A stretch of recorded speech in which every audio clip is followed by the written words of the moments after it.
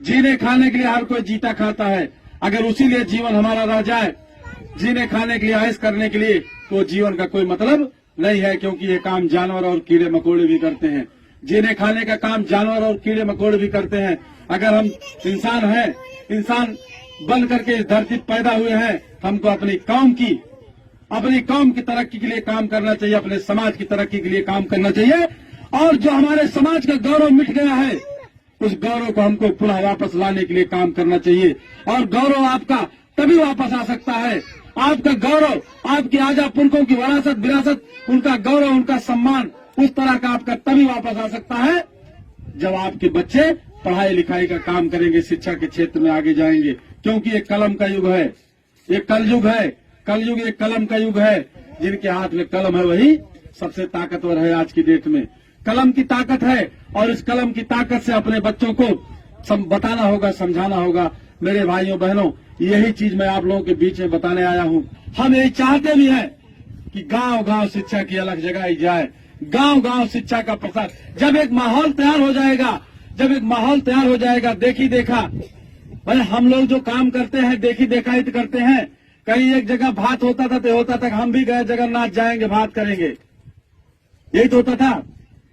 अगर एक लोग कोई अखंड रामायण करवाते थे तो भाई हम भी अखंड रामायण करवाएंगे।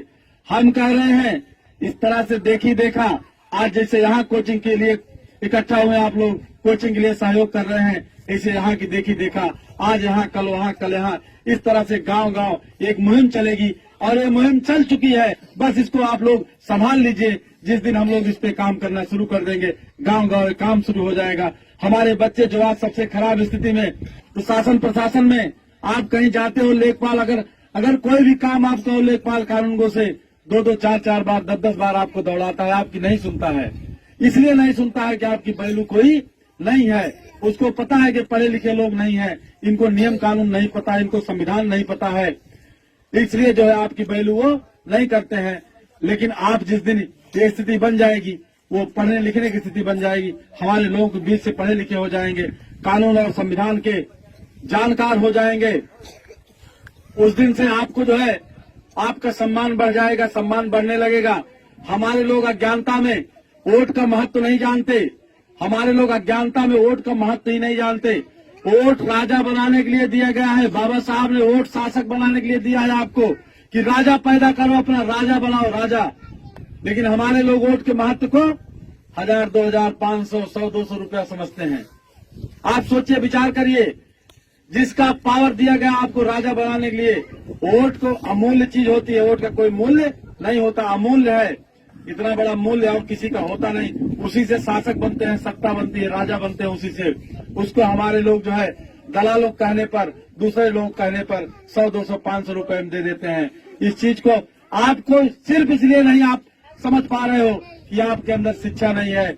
जब तक शिक्षा नहीं है तब तक सत्ता का महत्व आप समझ नहीं पा रहे हो। बिना शिक्षा के, बिना ज्ञान के आप जान नहीं पा रहे हो कि ये वोट का अधिकार जो है राजा बनाने के लिए दिया गया हमको। हम अपने को राजा बना सकते हैं, लेकिन हम लोग बड़ी बेशर्मी से, हमारे नेता लोग आज कहते हैं कि अपने को लड़े लायक ना ने, यही नाते इनके फलाने के समर्थन किन जाता। हम कह रहे हैं कि हमारे आधा पुरखा, हमारे दादा बाबा ने दुनिया को सभ्यता दिया, और आज हम ये हालत हो गई कि हम लड़ने लायक नहीं है।